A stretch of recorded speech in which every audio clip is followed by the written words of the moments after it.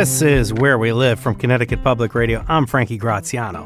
What are the priorities for local lawmakers at the start of this year's legislative session? From inflation and spiking healthcare insurance costs, youch, to worker shortages and a looming waste crisis, there's plenty of hot topics likely to hit the floor before the session wraps in June. Today on Where We Live, we'll dig in with a roundtable of experts, including Colin McEnroe, the host of the Colin McEnroe Show on Connecticut Public Radio, Christine Stewart, editor-in-chief of CT News Junkie and resident boss lady, and Jonathan Wharton, professor of political science at Southern Connecticut State University, preppy professor himself, associate dean at the School of Graduate and Professional Studies there. What issues are most important where you live? You can join the conversation, 888-720-9677. That's 888-720-WNPR, or find us on Facebook and Twitter at Where We Live. Good morning, Colin. Good morning, Frankie. Good morning, Christine and Jonathan. Morning, everyone. Is everybody awake today? There we go. There's Christine. Christine joins us maybe from delay or not maybe delay, but she's got a lot going on because she's actually on the scene right now at the state capitol. I am, and the building is getting more full by the moment. What's the mood like there? I mean, it's exciting. It's kind of, I guess the first day, the opening session is kind of like, the first day of school. So it's kind of that energetic vibe that anything is possible. And then we start heading into, March, April, and everything dies. My favorite thing about being at the Capitol is always being greeted by like special interest group person X or Y. Like, who's at the Capitol today? What's the big deal? Are there any protests, anything like that happening?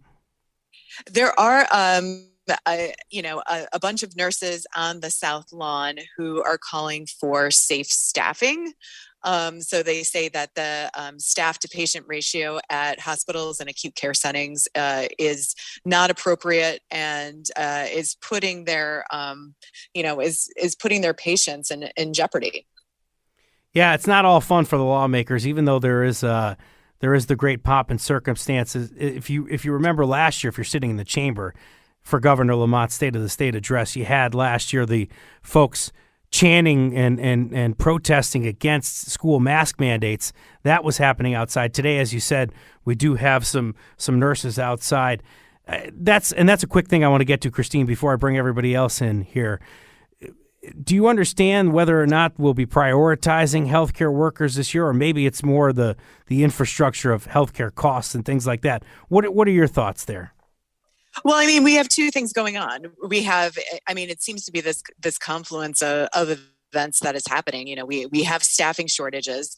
Apparently, there's 89,000 nurses that have a license in Connecticut, but only 44,000 are actively practicing.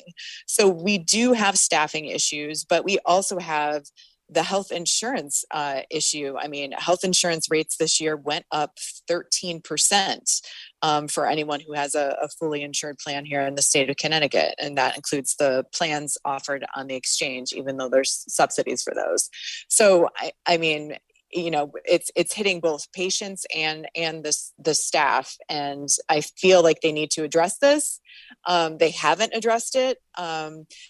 And it's because the federal government seems to continue to step in and give out large amounts of money as if those amounts of money are going to continue to happen. Like they got a bunch of pandemic pay for the hospitals during nursing. We got, an increased subsidy for another 3 years for health insurance. So the federal government helps state lawmakers be complacent on a lot of these issues, but time is running out.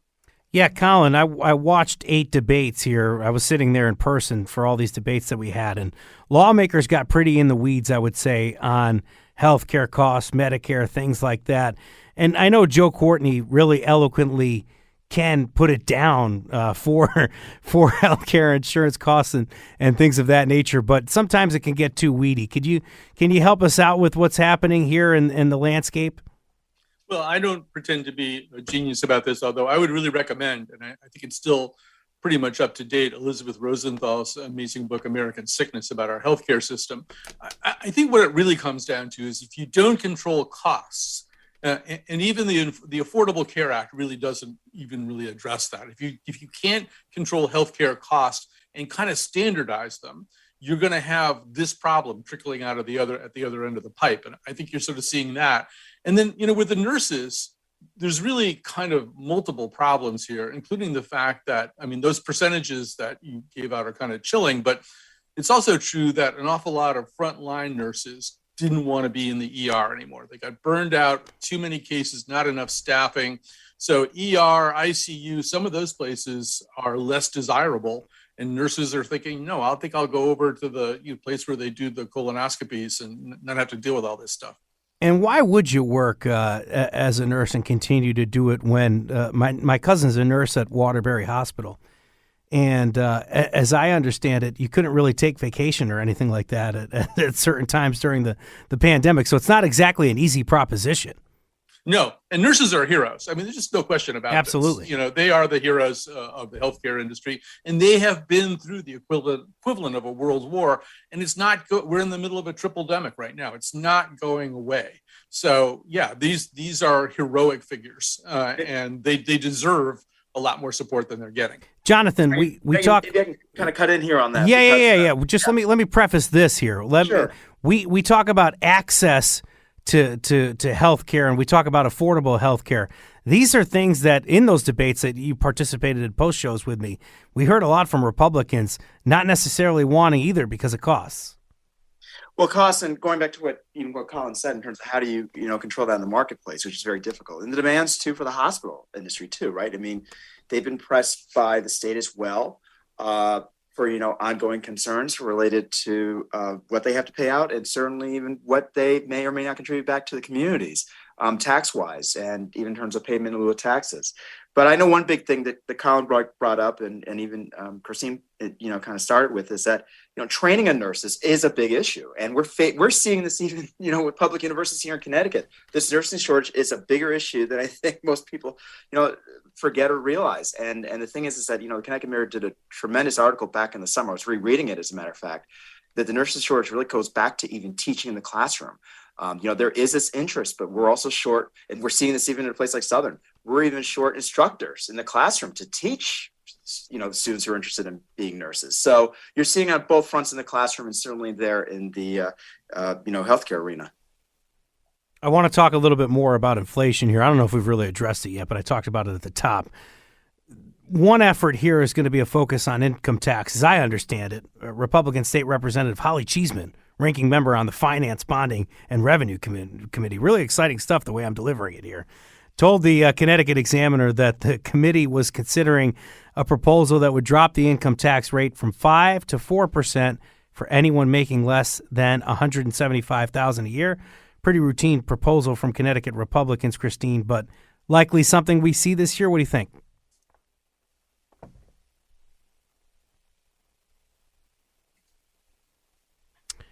Christine, are you muted? Or maybe you're not. Maybe we lost you. We hope we don't. We hope we didn't. Apparently, I cannot unmute myself. Oh my God! Three years into the pandemic, and I can't figure out how to do this. You just broke the cardinal rule of where we living. I guess we don't mute. I did this one time and I got in trouble. We can't mute, but it's okay if you do because you're at the Capitol. So go ahead. I think that we're going to see this. Remember after the election, Governor Lamont said that he was looking at an income tax reduction for residents making between $150,000 and $200,000 a year. So I think that is probably going to be one of the things on the table. And I know that, Republicans obviously propose this on an annual basis, but I think that for some of the lower income brackets, there is going to be, some possibility of relief. Connecticut residents kind of expected the tax relief after the governor touted significant cuts last year. I'm just talking specifically about the cap on mill rates for car taxes. Then there was the vehicle valuation. I think some people still had higher car tax bills as a result, and that's obviously inflation related, or could be. How do you think that's impacting the outlook of the lawmakers on this session, Jonathan? It's a great question, Frankie. Because this whole tax structure, even valuation, it's been quite a nightmare. Certainly on the property side, as you mentioned with cars, And even this whole reimbursement business going back and forth from, from municipalities coming from the state. But I don't think there's going to be one real solution to this issue. And even going back to the earlier issue, what is going to be ultimately that percentage difference if that income consideration tax is going to be, revisited? Will it be 4%? Will it be 5% in terms of reduction? This is going to all have to be hashed out. And I wonder what the timeline will be for something like this. Will this take place before March? Will this be a last minute thing decided in June? I'm curious in terms of the timeline factor for some of these tax reforms or ideas. Any thoughts on that, Colin? Well, I always bet on the last minute when you're talking about the General Assembly. And that's kind of when things happen. I think you're also going to see a pretty significant surge within the Democratic majority in both chambers to address a lot of the relief for the poorest citizens. You're going to see a lot of debate about child rebates. You're going to see stuff about raising EITC. I think there's sort of a sense there in a lot of those kind of sub caucuses that the relief needs to go to the desperately poor. Colin McEnroe, Jonathan, I just combined two people. I like when I do that. Jonathan Wharton and Christine Stewart joining us on Where We Live this morning. I want to ask you particularly on this. Last session, the state passed a historical policy to address the racial wealth gap, but as the Mirror reported, opposition from the governor's office derailed its launch. Christine, the baby bonds program, do you think that'll be revisited this year? This has been a very important topic that's got a lot of people up in arms, including about the way that people in the administration have been talking about it. Yeah, no, the administration did not look very flattering in that article. I think that there are going to be a lot of questions, but it goes down to it's a power struggle. It goes down to who has control over the bond funds. And right now it's the governor has control over what bond funds are released and when they are released. And if the legislature can't pass legislation that says this funding has to be released and then possibly override a gubernatorial veto, I think the program is still in jeopardy. And it remains to be seen whether Eric Russell, the new state treasurer who will be sworn in today, will take up the mantle. I mean, this was Treasurer Wooden, and he is leaving. So, maybe Eric Russell will take this up as an issue and fight for this. And I think that there is public support for it, but I'm not quite sure how to get past that power struggle. Colin, a little background on the baby bonds program, at least as it was in Connecticut. This was, as Christine mentioned it, Sean Wooden's baby and long-term investment in Connecticut families and communities, at least what they're promising. What are you seeing when we talk about this? Yeah, just to help people understand if they don't know, this would create a kind of way of moving the T's for the poorest children born in Connecticut. I think the most recent number was 3,200 would be kind of escrowed for them at that time. And then matured at the time of adulthood. So you're actually trying to address the fact that an awful lot of people are kind of born into poverty and don't really have any way of even beginning to get out of it.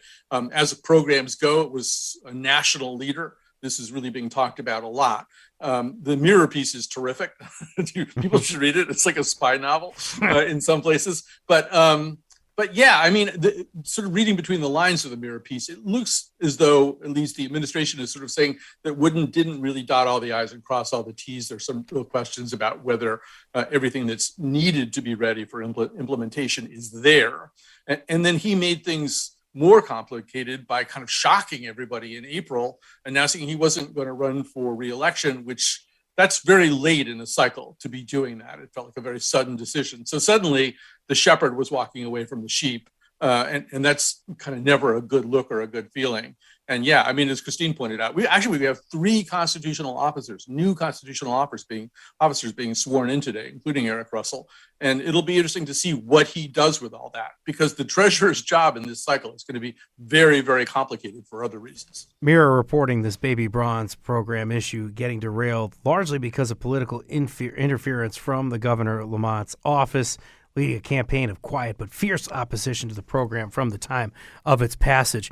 Man, it's going to sound like I'm kind of knifing through things here, but I gotta move along. State of the State address now moved to 1:00, Christine. We got that today. What do you expect the governor to talk about? Well, I mean, I expect him to talk about what he has been talking about. I think that he will talk about what he felt his successes were in his first term, and begin to lay the groundwork for where we're going to be headed. Look, this is a budget year, so he doesn't give his budget address until February. So he has a 2-year budget he'll propose in February. So this will be we'll see what his priorities are. And it seems to be that, lowering the modest income tax cut for families is one of them. And it remains to be seen. He's been very vocal about this, but he has been adamant that he wants a full out assault weapons ban, which we did not pass in 2013. We grandfathered in anyone who currently owned assault weapons. Yeah, but, something like 80,000 weapons might have been grandfathered in, something like that. Yeah. And so he wants to ban all assault weapons. And I just don't know if he has enough political capital to do that. I just feel that that's impossible. So I guess we'll see today if he decides to mention that. I mean, for his first 2 terms, I mean, he was unable to, or his first term, he was unable to get tolls across. We do have the highway user fee, but he was unable to get tolls across. We weren't able, because the pandemic kind of stopped it. His second year, the pandemic began, and that was all the focus. His relationship with the legislature, it wasn't all that great. I mean, he was unable to get tolls passed. He didn't have enough, political wherewithal to get that through a Democrat-controlled legislature. So everything is still kind of new here. So it should be interesting with all of his new staff also to see how he works with the legislature. I mean, Democrats have the majority, but where is he going to draw the line on some of these things? A lot of pomp and circumstance today at the Capitol, but first, we talked about the State of the State address being moved to 1. After the inauguration, I guess, at the Capitol, then you got the governor having a meeting with Pete Buttigieg, National Transportation Secretary, on the Gold Star Bridge in New London, or at least in the New London area. That's happening this afternoon, so he's got to squeeze that in between the Bacon brothers tonight. Colin, do we pay for the Bacon brothers? Do we pay for Kevin Bacon and his brother? Is that something that we pay for? Well, we may pay for them spiritually, but we do not pay for them out of our pockets, out of our tax dollars. No. So the big party has been moved to the Bushnell. I'm struggling to figure out how that works. I think they have to set up the Autorino Hall for dancing, because as we know, Ned Lamont has this kind of Elaine Bennis approach to dancing that we all really want to see. With a tie-dyed shirt on, though, not a suit. But look, 4 years ago is Joe Scarborough's band. The Bacon brothers are such an upgrade from there. I couldn't be happier.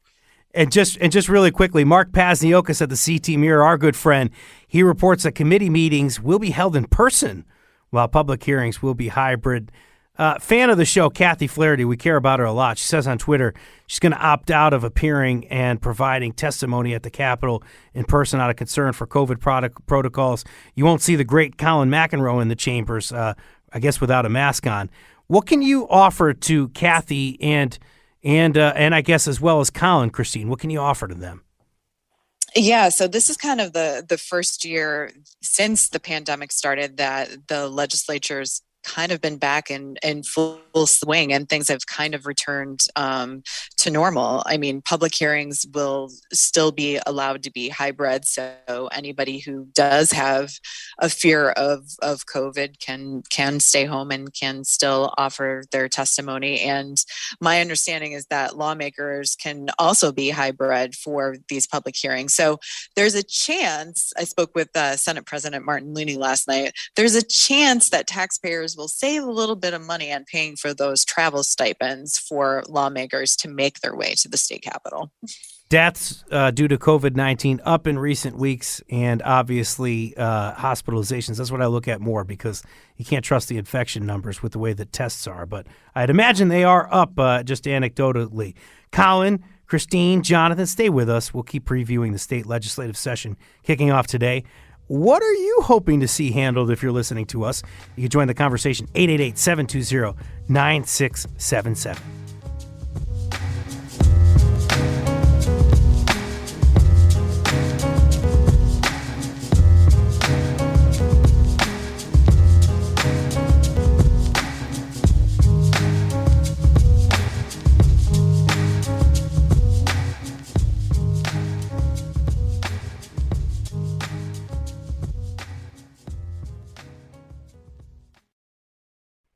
And this is Where We Live from Connecticut Public Radio. I'm Frankie Graziano. Connecticut lawmakers taking their seats, many for the first time, kicking off the long legislative session that lasts through June. Back with us to discuss top priorities and their predictions, the great Colin McEnroe, Christine Stewart, and Jonathan Wharton. You can join the conversation if you want. 888-720-9677. I know that wasn't really necessarily a strong invitation, but yeah, call us, 888-720-WNPR. Just to set up the folks that are joining us here on the call, the basic outline of the balance of power in Connecticut, at least in terms of the Connecticut General Assembly, I believe 24 Democrats in the Senate, 12 Republicans, 98 Dems in the House, 53 Republicans. Hey, Colin, I haven't talked to you really about this professionally since election night. Are you surprised at all about this makeup? I guess I want to hammer in maybe more on what was going on with Republicans losing seats, particularly in Greenwich. Maybe the red wave not necessarily making it to Connecticut, I guess. Right. And we should say, actually, the numbers are already down to one legislator is taking a judgeship. And now Ed Vargas, it's just been announced, is going to, I think, Central Connecticut State University and a distinguished lecturing chair or something along those lines. So we've already got special elections on the horizon here. But yeah, I mean, I think there's sort of two tendencies that were really obvious in November. One of them is that Fairfield County is increasingly blue. I mean, Greenwich just went bat poop crazy, right? You almost can't use them as a way of extrapolating towards anything else. But it just seems overall Fairfield County is turning more blue. I think also the kind of the leafy suburbs everywhere, particularly women voters electing women in leafy suburbs, was a big trend. I think it really helped put Johanna Hayes over the top, just the enthusiasm generated in some of these suburban races. I'm thinking like a Melissa Osborne in Simsbury, for example. So, it'll be interesting to see how that plays out as legislation or as legislative power. Do coalitions form around that kind of stuff? You can sort of see, for example, a bunch of legislators really getting together to take that child tax credit more seriously and push harder for it. And also, interestingly, Sean Scanlon, a legislator, has rotated into the controller's office. And he's going to bring his own attitudes from his time as a legislator into that job. And that's another issue that he seems to care about. Now to the preppy one, Jonathan Wharton, the professor of political science at Southern Connecticut State University. Nationally, a highly publicized rift we're seeing right now play out between conservatives and far-right Republicans. Zoom out if you can for us, Jonathan. How do you think the average Republican interprets what's happening in this sort of, I guess, unwillingness of certain Republicans to get behind Kevin McCarthy as Speaker of the U.S. House? It's been a long saga, long before even yesterday, internally within the Republican conference, as they like to call themselves in the House of Representatives, because there have been factions. It's been an issue going on for years. And so there's been this animosity to begin with against Ken McCarthy, even among Republicans, before this all came along. Unfortunately, he was not able to close ranks before yesterday. And of course, things have kind of splintered. And to make matters only worse, of course, this delays the entire process of the business of the House of Representatives. So I don't know what's going to take place this week. I've certainly been following it purely because, Frankie, I was a former House of Representatives staffer. And so I'm just more curious institutionally in terms of what does this mean for our Congress and how they're going to operate, not even so much this week, this month, this legislative session. Yeah, and how does that trickle into Connecticut in any way? I mean, you see it sometimes in the outposts. I think what was unique, and Colin kind of got into this, was that we were seeing, as Colin said it, thank you for getting this in, my man. He said, bat poop crazy. I think it's more unique when you have that happen in a place like Greenwich than when you do in Killingly, I guess. I don't know. Tell me if I'm wrong.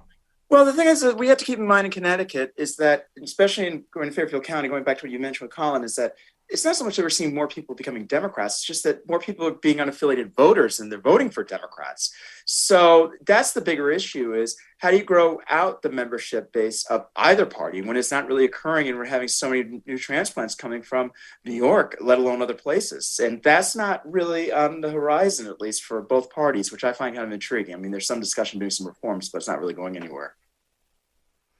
All right, join me, if you will, on a journey here as I try to make, once again, another attempt at taking a call on where we live.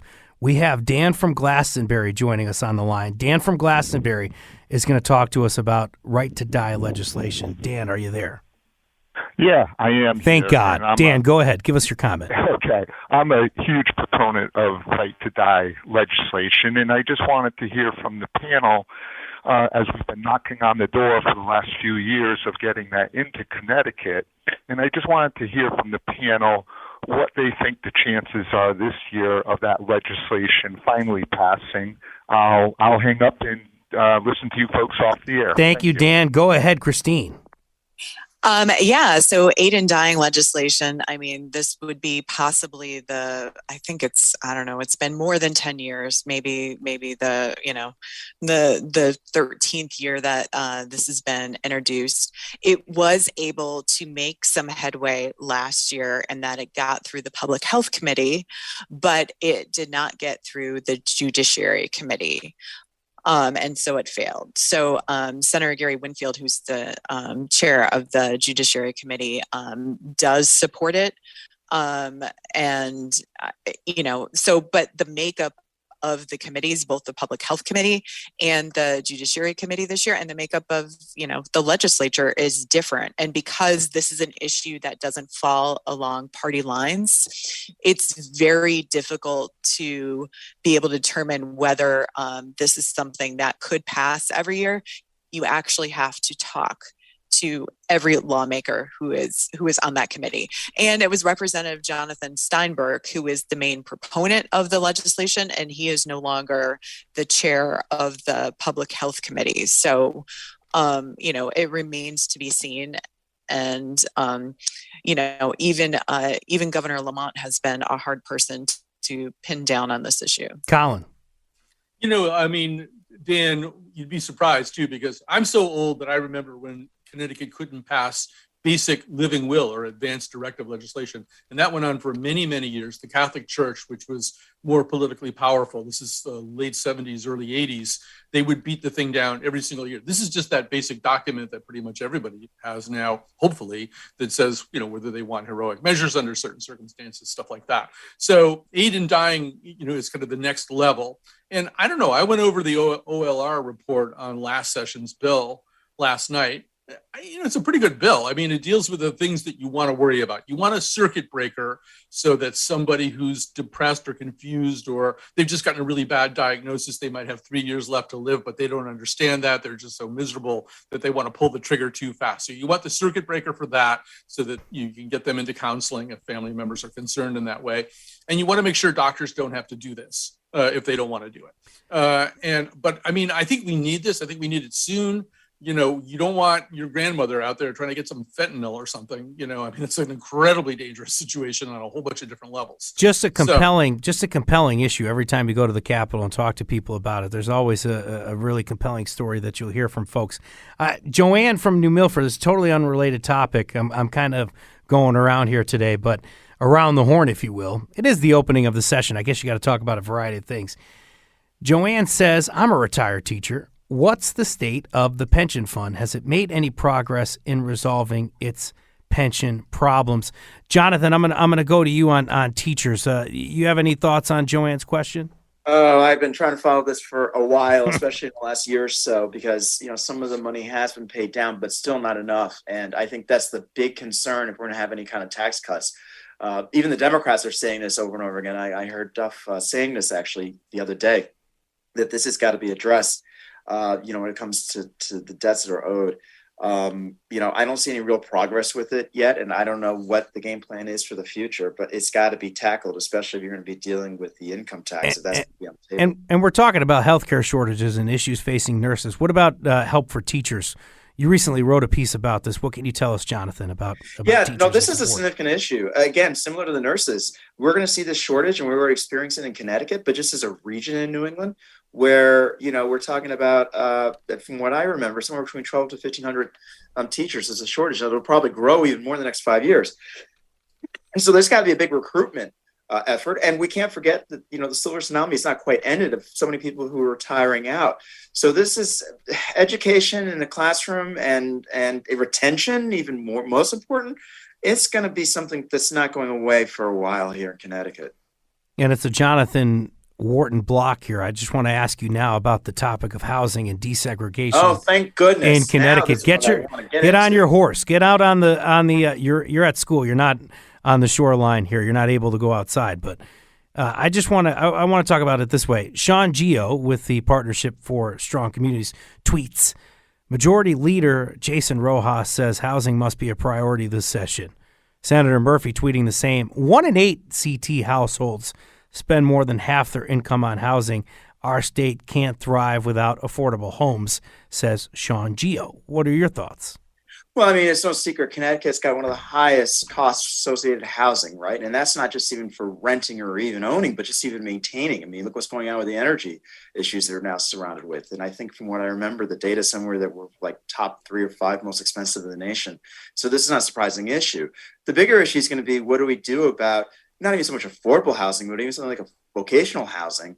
And what do we do to keep people even here in Connecticut because of the cost of housing? I mean, this is a very nuanced and complex issue. And, I wonder how and when this issue will be tackled in our General Assembly, because the issue is not going away in terms of what the state can and can't do when it deals with housing costs. And I wonder what the strategies will be in terms of tackling this legislatively coming from the state, and what local governments could do or can't do when it comes to zoning issues, for example. Yeah, Colin, what's going to stop here? Do you think there's any energy here to overturn what the Woodbridges and the Westports are doing here on affordable housing? I think there's a lot of energy. It's a tough issue. It's a tough issue for all of those reasons. And mostly what you can do at the state level is create incentives. But you've also got towns that will turn away state money rather than take the incentive money and do development that affects their demographics in a way that they find unappetizing. But I think there's a lot of interest even in ideas like rent control. Obviously, the homelessness situation is part of this.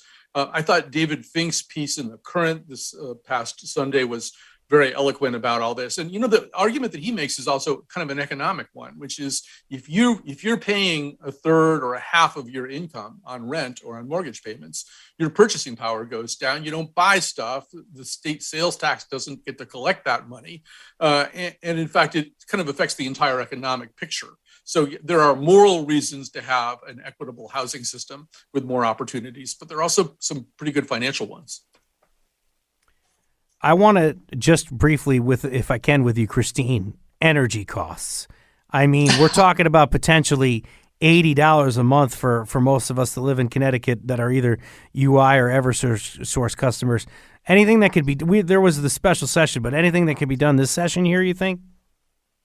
I think that they're going to look at it, but I think that people have a fundamental misunderstanding of what the Public Utility Regulatory Authority's job is. Mm-hmm. Their job is to make sure that when these utilities go out to bid for this power, that they are getting a competitive price, and that competitive price might not always be a good price for us, the consumers.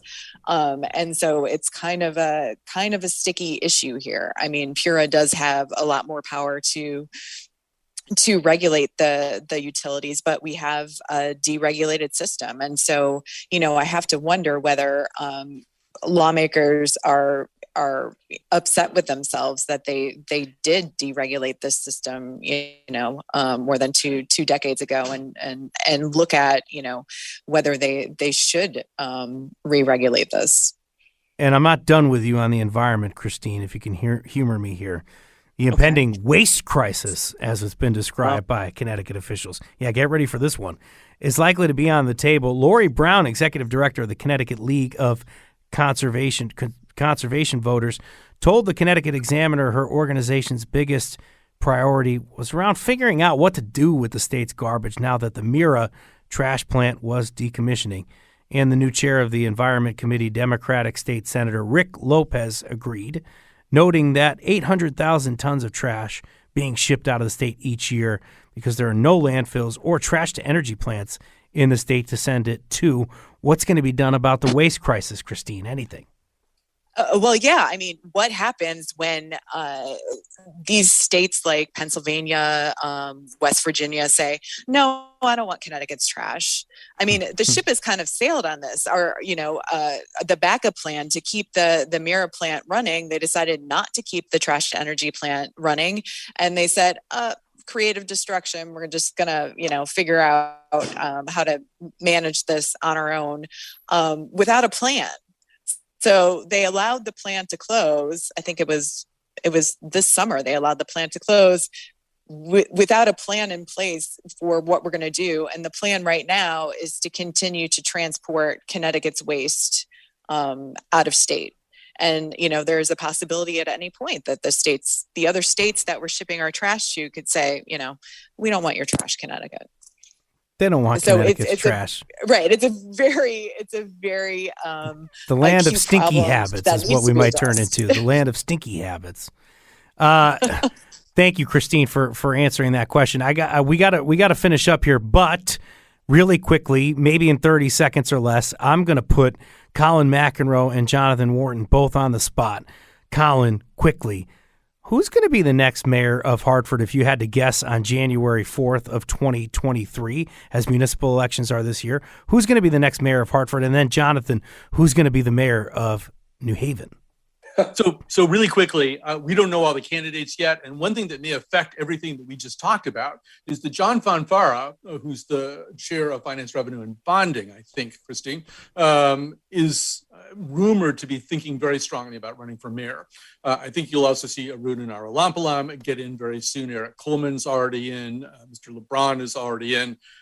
He's kind of a friend of mine, but I think Arun Narulampalam has done the most work to lay the groundwork for a race. He's a hard worker. He's really smart. If I had to bet, I would bet on Jonathan, New Haven. Go ahead.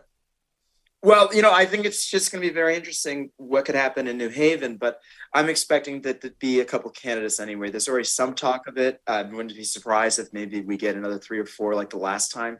You know how it is. It's a never-ending saga in New Haven because it happens every 2 years. And we always know that the turnout never really goes beyond 25%. So just assume some competition against Justin Elker. I think that's going to be expected. Thanks to the illustrious Colin McEnroe, to Christine Stewart, editor-in-chief of Connecticut or CT News Junkie. And you got to listen to Colin's show. That's at 1 o'clock on Connecticut Public Radio. Thank you to Christine Stewart, editor-in-chief of CT News Junkie, and to my friend Jonathan Wharton, professor of political science at Southern Connecticut State University. Thanks for joining us, guys. Thanks, Frankie. Thank you. Appreciate it. After the break, the local American Civil Liberties Union chapter shares their to-do list for the 2023 legislative session. Stay tuned.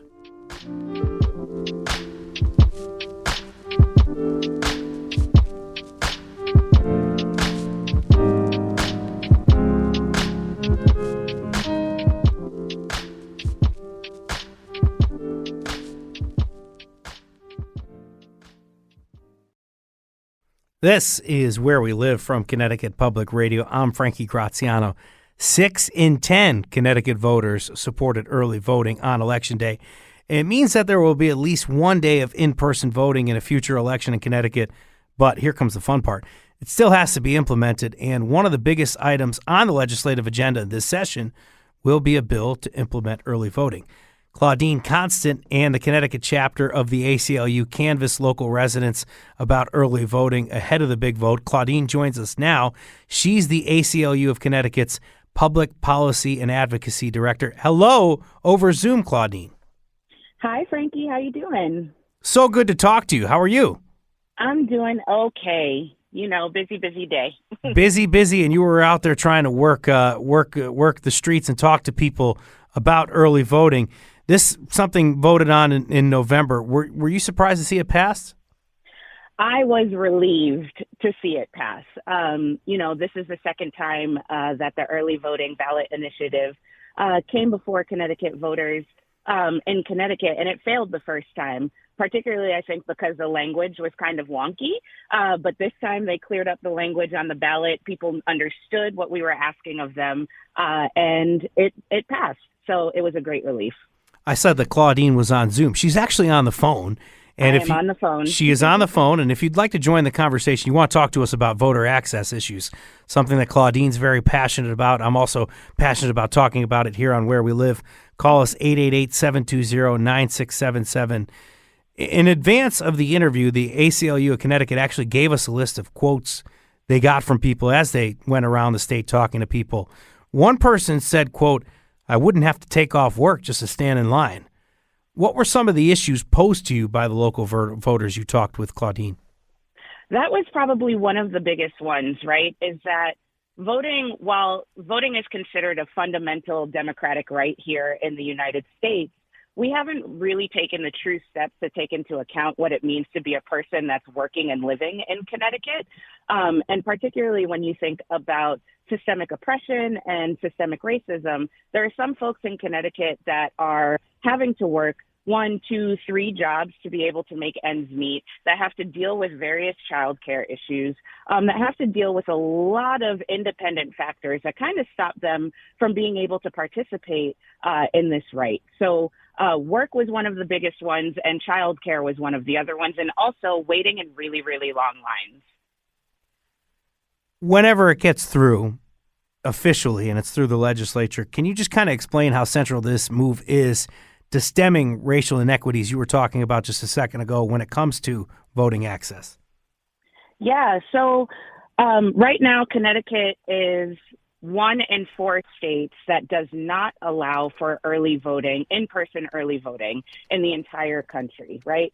And for a lot of the reasons I discussed earlier, that's why it's so important for us to be able to implement a true and meaningful early voting process, right? And true and meaningful, we mean inclusive, expansive, and accessible for every voter in Connecticut. We don't want to see something that kind of just repeats or recreates the same systemic barriers that currently exist without any early voting in Connecticut. So for us, we're hoping to see at least the bare minimum of 14 days that's inclusive of weekends and nights for people to be able to vote. 14 days. How many? So you're talking about 14 days, and I want to get into specifics in a second. But I did this exercise with you for those of the folks that may not listen to the news broadcast that we do here on Connecticut Public. But we had spoken earlier in the year, late in 2022, to Stephanie Thomas and Dominic Rapini, who were running against each other for Secretary of State. Stephanie Thomas now is the Secretary of the State in Connecticut. But the argument there from Republicans was that you're spending too much money if you're doing too many days of early voting. Dominic Rapini was talking about potentially there being 30 days of early voting, something like that. You're saying 2 weeks here, and how important would it be to maybe have some of those days take place during the weekend? I mean, again, it kind of goes back to really addressing the barriers that stop people from being able to engage in voting, which is long lines and work. And so people being able to vote on the weekends can kind of, one, dissipate the amount of people that show up on one singular day to be able to cast their vote, but can also be it also creates this awareness of people that maybe don't necessarily work a 9-to-5 schedule, but work hourly wage jobs, and their schedules are unpredictable. So being able to have some time on the weekend to go and vote can really help alleviate some of those issues. Claudine is somebody who will regularly testify in front of lawmakers at the Connecticut General Assembly. And I understand, at least from what the ACLU of Connecticut would like to see, that there would be an effort to codify the Voting Rights Act of 1965. Am I correct in that? Absolutely. And can you explain what you'd like to see there? So really, because Connecticut has honestly been so abysmal when it comes to progressive voting rights acts in our state, this process of codifying the National Voting Rights Act would kind of just continue to prop Connecticut up as a leader in expansive and equitable voting rights.